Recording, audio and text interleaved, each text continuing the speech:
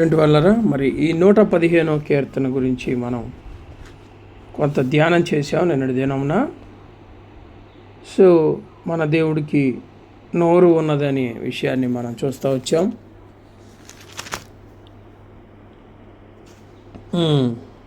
5వ వచనంలో, so our God has the mouth so that he can speak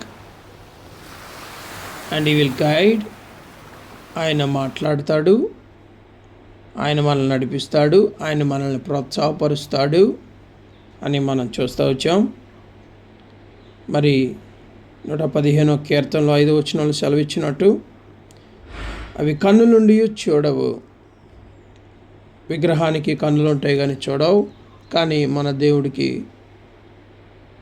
కన్నులున్నాయి, ఆయన చూస్తూ ఉన్నవాడని బైబిల్ వాక్యం సెలవిస్తూ ఉంది. 1 పేతురు 3వ అధ్యాయము 12వ వచనంలో రాయబడినట్టుగా మరి ఆయన కన్నులు ఎల్లప్పుడూ నీతిమంతుల మీద ఉన్నవి అని చూస్తూ ఉన్నాం. అలాగే చెవులుండి వినవు. 6వ వచనంలో, విగ్రహానికి చెవులుండి వినవు, కానీ ప్రభువారికి మాత్రం చెవులున్నవి, ఆయన వింటున్నారు అని మరి ఆ ఏలియా వృత్తాంతంలో మనం వింటూ వచ్చాం. అలాగే వారి యొక్క ప్రార్థనల వైపు, వారి యొక్క మొరల వైపు దేవుడి యొక్క మరి చెవులు ఎల్లప్పుడూ తెరవబడి ఉన్నవి అని మనం చూస్తున్నాం. అలాగే ముక్కులుండి వాసన చూడవు, నో నోసెస్. దట్ మీన్స్ విగ్రహానికి ముక్కులు ఉంటాయి కానీ అవి వాసన చూడలేవు. కానీ ఈవెన్ ప్రభువారు మరి ఆదికాండ 8వ అధ్యాయం 21వ వచనం ప్రకారం ఆ యొక్క ధూపమును ఆఘ్రాణించినట్లు మనం చూస్తూ ఉన్నాం. కాబట్టి మన ప్రభువారు మరి వాసన కూడా, అంటే ముక్కు ఉన్నవాడు, అంతేకాదు ఆయన సెన్స్ కలిగినటువంటి వాడు, ఆ వాసన కూడా చూడగలడు అనే ఒక అర్థం వచ్చినట్లుగా మనకి ఇక్కడ తెలియపరచబడుతూ ఉంది. అంటే ఎగ్జాక్ట్లీ ఒక హ్యూమన్ బీయింగ్ ఏ రకమైనటువంటి లక్షణాలు కలిగి ఉన్నాడో దేవుడు కూడా అలాగే ఉన్నారు అనే విషయాన్ని మనం చూస్తున్నాం. ఫిలిప్పీలు రాసిన పత్రిక 4వ అధ్యాయము 18వ వచనం ఒకసారి చదువుకుందాం. నిన్నటి దినం చదివామో లేదు నాకు గుర్తులేదు, కానీ ఫిలిప్పీలు రాసిన పత్రిక 4వ అధ్యాయము 18వ వచనం.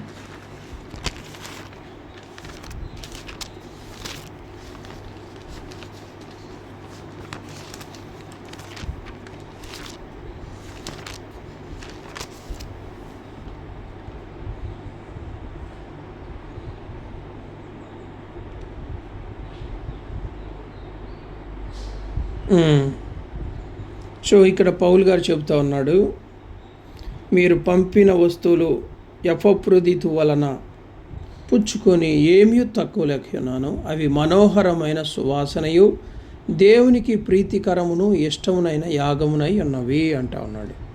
మనోహరమైన సువాసన అంటే మనం చేసే ప్రార్థనలు కానీ, మనం చేసే సహాయం కానీ, మనం దేవుని కొరకు ఏదైతే చేస్తున్నామో అది దేవునికి సువాసన వెదజల్లేదిగా ఉంటుంది అనేది మనకి ఇక్కడ అర్థమవుతూ ఉంది. ఆ పౌలు గారికి వారు పంపించిన ఆ యొక్క వస్తువులు కానీ, ఆ సహాయం కానీ, అది దేవునికి మనోహరంగా ఉందంట. చూడండి, అంటే దేవుని యొక్క సేవకుడిగా, దేవుడి కోసం ప్రయాసపడుతున్న వ్యక్తిగా, మరి దేవుడి పక్షామున నిలిచిన వ్యక్తిగా తను ఉన్నాడు. తన కొరకు చేసే సహాయం దేవునికి మనోహరమైనదిగా ఉంటుంది, అది సువాసన వెదజల్లుతున్నది అనే విషయం అక్కడ మరి పౌలు గారు చెప్తా ఉన్నాడు. ఓకే, ప్రియమైనటువంటి వల్ల అలాగే మనం కొంచెం ముందుకు వెళ్తూ ఉన్నప్పుడు మరి వాటికి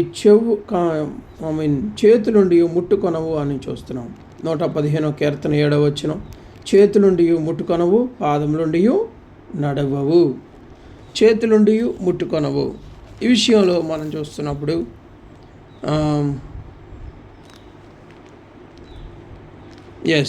నిజంగా మనం ఒక మాటలో చెప్పాలంటే, ఒక విగ్రహం చేసినటువంటి మరి వ్యక్తులు ఎవరైతే ఉన్నారో వాళ్ళకి ఇంకా గొప్ప శక్తి ఉన్నట్టుగా మనం ఆలోచించవచ్చు. ఎందుకంటే ఒకవేళ మనం ఒక విగ్రహం ముందుకెళ్ళి ఆ విగ్రహాన్ని మనం ఏంటి నువ్వెవరో అని ఒకవేళ అతన్ని ఆ విగ్రహాన్ని ఏదైనా ఒకవేళ దూషించి ఒరే నీకు చేతకానోడిరా అని అంటే ఆ విగ్రహం తన చెయ్యి చాపి మరి ఒకవేళ ఆ దూషించే వ్యక్తిని ఏమీ అనలేదు, చేయలేదు. ఎందుకంటే దానిలో జీవం లేదు, అదేమీ చేయలేదు, రైట్. కానీ ఆ విగ్రహాన్ని చేసిన వ్యక్తి ఒకవేళ అక్కడ ఉన్నాడు అనుకోండి, ఏంట్రా నేను చేసిన విగ్రహాన్ని, సారీ ఐ థింక్ ఇది మ్యూట్లో పడినట్టుంది, ఏంటి నేను చేసినటువంటి విగ్రహాన్ని నువ్వు ఎలా దూషిస్తున్నావు అని చెప్పి ఆ వ్యక్తి ఒకవేళ అతని మీద యాక్షన్ తీసుకోవచ్చు, కానీ ఆ విగ్రహం ఏమీ చేయలేదు. కాబట్టి ఇప్పుడు ఉన్నటువంటి వాళ్ళరా, so there is a hand but that cannot do anything. So but దేవుని యొక్క వాక్యం సెలవిస్తూ ఉంది, ప్రభువారు తన చేతి సహాయము చేత ఇజ్రాయేలు ప్రజల్ని ఎలాగ నడిపిస్తూ వచ్చారో మనం చూస్తున్నాం. Our God is able to work for us as we seek to serve him. ఆయన మన కొరకు పనిచేసే దేవుడు. మనం ఆయన కొరకు ఎదురు చూస్తున్న కొలది. ఓకే, ఆయన చేతులు ఈ యొక్క సృష్టిని, ఈ యూనివర్స్ని, ఈ సృష్టిని కలగజేస్తూ వచ్చాయి. కీర్తన 8వ అధ్యాయము 3వ వచనం, కీర్తన 8:3 ఒకసారి చదువుదాం.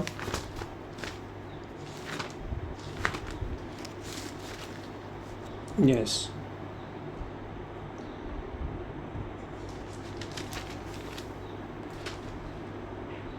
నీ చేతి పని అయిన నీ ఆకాశములను నీవు కలగజేసిన చంద్ర నక్షత్రములను చూడగా, నీవు మనిషిని జ్ఞాపకం చేసుకొనుటకు వాడేపాటివాడు. నీవు మనిషిని జ్ఞాపకం చేసుకొనుటకు వాడేపాటివాడు. నీవు నరపుత్రును దర్శించుటకు వాడేపాటివాడు. 6వ వచనం మనం చూస్తే నీ చేతి పనుల మీద అనుంది, రైట్. సో ఇవన్నీ ఏంటి? ఆయన చేతి ద్వారా, ఆయన వేళ్ల ద్వారా ఆయన సృజించిన సృష్టిగా మనం చూస్తూ ఉన్నాం ప్రియమైనటువంటి వాళ్ళారా. అలాగే ఆయన చేతి సహాయం ద్వారా మనకు రక్షణను తీసుకొచ్చారు. ఆయన చేతి సహాయం ద్వారా మనకి రక్షణ ప్రియమైనటువంటి వాళ్ళారా, దేవుని యొక్క వాక్యం సెలవిస్తూ ఉంది, యెహోవా బాహువు ఎవనికి బయలుపరచబడాను. యెహోవా బాహువు అంటే ప్రభువుకి బాహువు అనగా చేయి ఉన్నది అనే అర్థం మనకు తెలియపరచబడుతూ ఉంది. అలాగే యెషయా గ్రంథము 41వ అధ్యాయము 10వ వచనం. యెషయా గ్రంథము 41వ అధ్యాయము 10వ వచనం.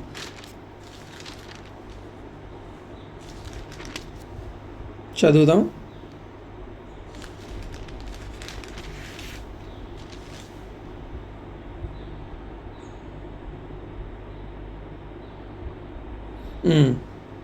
సో ఇది 2 వచనాలు కలిసి ఉంటాయి తెలుగులో అయితే పర్వాలేదు, మనం చదువుదాం. బొదిగంతముల నుండి నిన్ను పట్టుకొని దాని కొనల నుండి పిలుచుకొనినవాడా, నీవు నా దాసుడువనియు నేను నిన్ను ఉపేక్షింపక ఏర్పరచుకుంటుననియు నేను నీతో చెప్పి ఉన్నాను, నీకు తోడై ఉన్నాను. భయపడకము, నేను నీ దేవుడినై ఉన్నాను. దిగులు పడకము, నేను నిన్ను బలపరుతును. నీకు సహాయము చేయువాడను నేనే. నీతి అను నా దక్షిణ హస్తముతో నిన్ను ఆదుకొందును. సో దక్షిణ హస్తముతో నిన్ను ఆదుకొందును, నిన్ను బలపరుతును. నేను పట్టుకొని దాని కొనల నుండి పిలుచుకొనిన వాడా. అంటే పట్టుకోవడం అంటే ఎలా పట్టుకుంటారండి? చేతులుంటేనే కదా పట్టుకున్నది. అలాగే కింద కూడా తెలియపరచుకుని నా దక్షిణ హస్తముతో నిన్ను ఆదుకొందును అని స్పష్టముగా దేవుడు తెలియజేస్తా ఉన్నాడు. మన ప్రభువారు సహాయము చేసే చేతులు గల్లవాడు. అలాగే మనం చూస్తున్నప్పుడు ఆ విగ్రహమును గురించి మరొక మాట, దానికి కాళ్ళు ఉంటాయి కానీ నడవలేదు.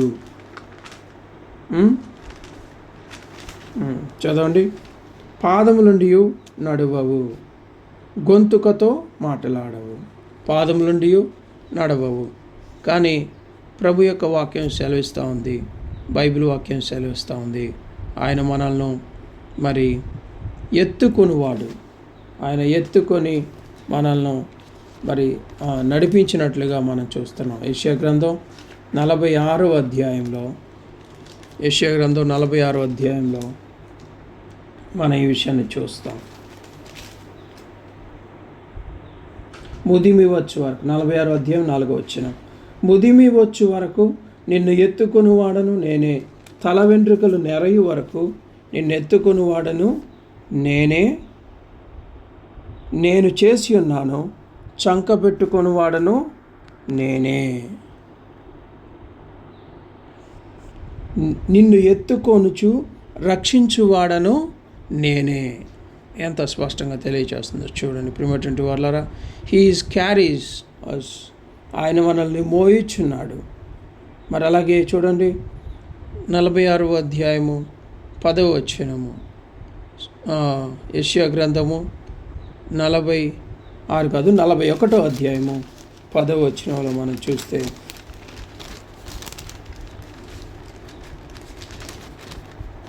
ఇందాక మనం చదివిన దాంట్లోనే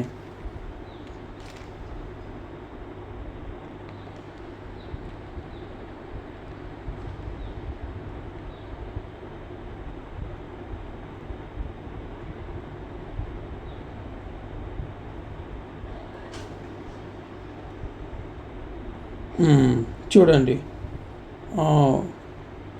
దిగులు పడకము, నేను నిన్ను బలపరుతును, కొనాల నుండి నేను పిలుచుకున్నవాడిని నేను, నిన్ను ఉపేక్షింపక నేను నిన్ను మోస్తా ఉన్నా, నీ కొరకు సహాయం చేస్తాను. ప్రియమైనటువంటి వాళ్ళ యేసుప్రభు కలవరి శిలువలో ఆ చేసిన త్యాగాన్ని మనం గుర్తు చేసుకున్నప్పుడు మన పాపంను యేసుప్రభు శిలువలో మోసి ఉన్నారు.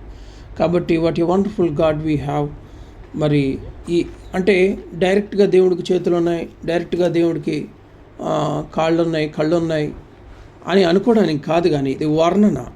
అంటే ఎగ్జాక్ట్లీ ఒక మనుష్యుడు ఏ రకంగా ఒక మనుషునికి ఎలాగూ హెల్ప్ చేయగలరో దేవుడు ఆ రకంగా మనకు హెల్ప్ చేస్తున్నాడని అర్థం వచ్చినట్లుగా మనం ఇక్కడ ఒక్కొక్క వచనాన్ని చూస్తూ ఉన్నాం. ప్రియమైనటువంటి వాళ్ళరా, మన దేవుడు అందుకనే పూజింపదగిన దేవుడు, ఆరాధింపదగిన దేవుడు. ఆయన ఆత్మ ఉన్నాడు కాబట్టి మనం కూడా ఆయన్ని ఆత్మతో ఆరాధించాలని దేవుని యొక్క వాక్యం సెలవిస్తూ ఉంది. కాబట్టి ప్రియమైనటువంటి వాళ్ళరా, ఒక స్పిరిచువల్, ఒక ఆత్మీయ నేత్రాలు కలిగిన వ్యక్తులముగా ప్రభువును మనం మరి చూస్తూ, ప్రభు యొక్క శక్తిని అనుభవిస్తూ, ప్రభు యొక్క కార్యముల కొరకై ఎదురు చూడాలనేది మనకు తెలియజేయబడుతూ ఉంది. మరి ఒకవేళ మనం విగ్రహమును పూజించే వారముగా ఉంటే మరి ఆ విగ్రహం వల్లే మనమును మరి ఏ విధమైనటువంటి ఉలుకు పలుకు లేని వారుగా జీవితంలో ఏ విధమైనటువంటి మరి ఆ చలనం లేని వారుగా ఉంటాము. కానీ ప్రభువుని మరి ఆ సృష్టికర్తను మనం కానీ స్తుతిస్తూ ఉన్నప్పుడు, ఆరాధిస్తున్నప్పుడు అది మనకు ఎంతో మరి మేలు చేస్తుంది అనే విషయాన్ని కూడా మనం చూస్తూ ఉన్నాం. ఆయన మాట్లాడి ఆయన సమాధానం ఇచ్చే దేవుడుగా ఉంటున్నాడు కాబట్టి ఆయనకు మహిమ చెల్లిద్దాం. ప్రియమైనటువంటి వాళ్ళారా, అలాగే 9వ వచనం నుండి మనం చూస్తున్నప్పుడు ఇజ్రాయేలీలారా యెహోవాను నమ్ముకొనుడి, ఆయన వారికి సహాయము, వారికి కేడము. ప్రియమైనటువంటి trust the lord and he will give his blessing. ఇజ్రాయేలీలారా ఆయన నమ్ముకొనుడి, ఆయనే మనకు సహాయము, ఆయన మనకు కేడము. చూడండి, అదే మాటను ఎన్నిసార్లు రిపీట్ చేస్తూ వచ్చాడో. యెహోవా యందు భయభక్తులు గల వారులారా యెహోవా యందు నమ్మికించుడి, ఆయనే వారికి సహాయము, వారికి కేడము. చూసారా, యెహోవాను నమ్ముకొనుడి. Is the giving God. ఆయన ఇచ్చే దేవుడై ఉన్నాడు. మమ్మను మరచిపోలేదు, ఆయన మమ్మల్ని ఆశీర్వదించును. ఆయన అహరోను వంశస్థులను ఆశీర్వదించను. కాబట్టి పిల్లలనేమి పెద్దలనేమి తన యందు భయభక్తులు గల వారిని యెహోవా ఆశీర్వదించును. యెహోవా మిమ్మల్ని మీ పిల్లలను వృద్ధి పొందించును. ప్రియమైనటువంటి వాళ్ళరా, దేవుని యొక్క వాక్యము స్పష్టముగా తెలియజేస్తూ ఉంది. దేవునికి భయపడి దేవుని యొక్క చిత్తానుసారంగా those who fear of God డెఫినెట్లుగా వారు దేవుని ద్వారా దీవించబడతారు అనే విషయాల్ని మనకి ఇక్కడ అర్థమవుతూ ఉంది. సారీ. అలాగే మనం మరి కొన్ని వచనాలు చదువుదాం. అపోస్తుల కార్యములు 13వ అధ్యాయము 16వ వచనం. అపోస్తుల కార్యములు 13వ అధ్యాయము 16వ వచనం.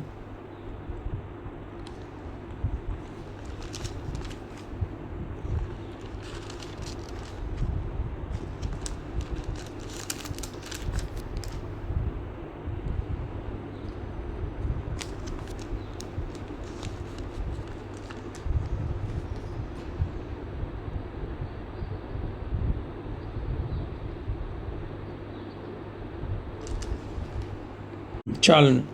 సో చూస్తున్నాం కదా అక్కడ, దేవునికి భయపడువారులారా వినుడి, ఇజ్రాయేలీలారా దేవునికి భయపడులారా వినుడి. మరి తన భుజ బలము చేత వారిని అక్కడి నుండి తీసుకొని వచ్చి అని అంటా ఉంది.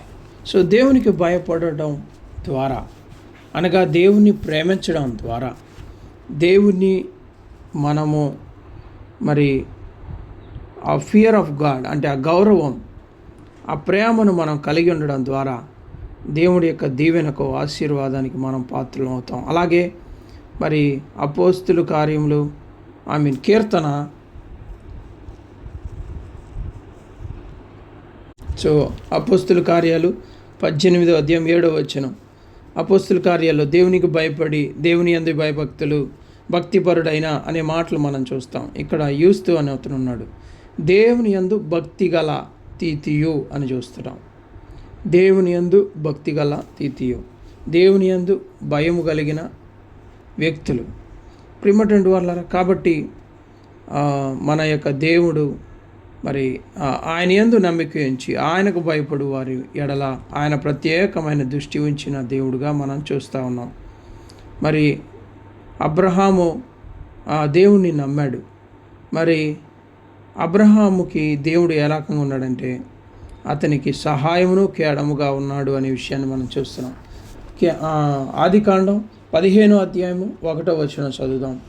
ఆదికాండం 15వ అధ్యాయము 1వ వచనం చూడండి. ఇక్కడ మరి ఆదికాండం 15:1 ప్రభువారు చెప్తున్నారు, అబ్రామా, ఇంకా అప్పటికి అబ్రహాం అవల, అబ్రామా అంటున్నాడు, అబ్రామా భయపడకము, నేను నీకు కేడము, నీ బహుమానము అత్యధిక మగునని చెప్పాను.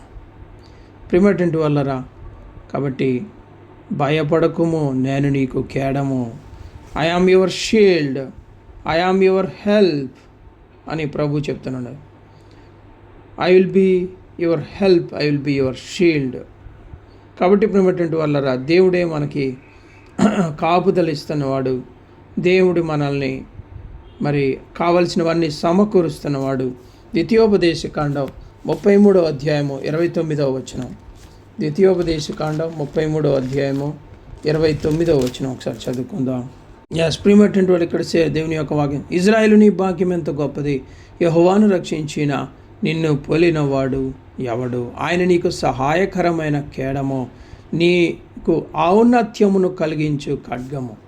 చూసారా ఈ వాక్యాలు చూడండి ప్రియమైనటువంటి వాళ్ళారా. కాబట్టి hour God is giving God, hour God is protecting God, hour God is helping God, hour God is shielding God. ఆయన మనకు సహాయము కేడమును కాపాడువాడు, ఆయన మనకు సహాయము చేయు దేవుడై ఉన్నాడు అని గుర్తుపెట్టుకోవాలి. కాబట్టి అందుకే మనము ఆయన్ని ఆరాధించాలి, ఆయన్ని స్తుతించాలి.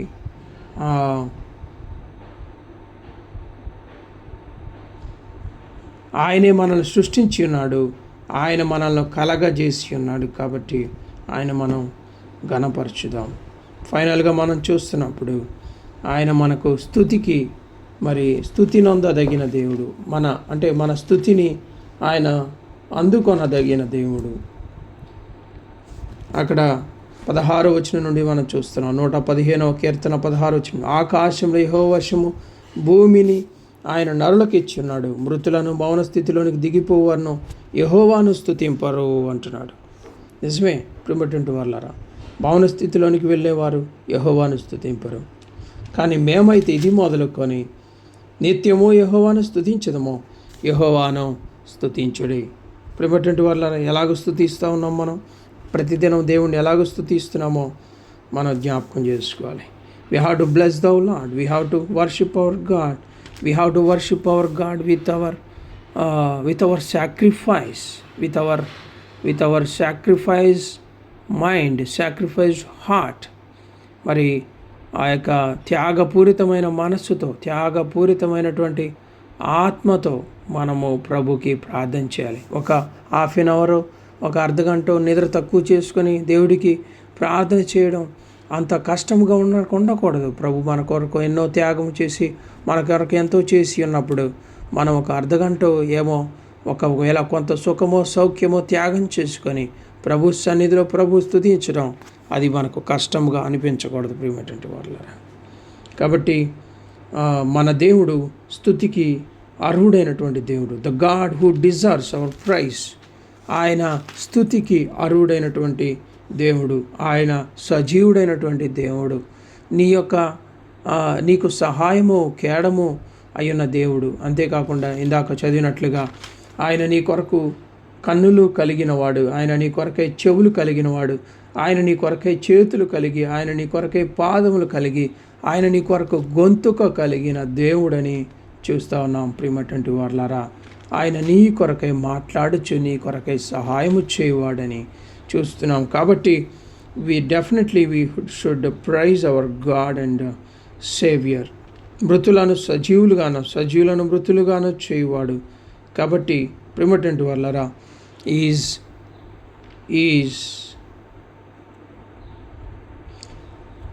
Able to take our praise and worship.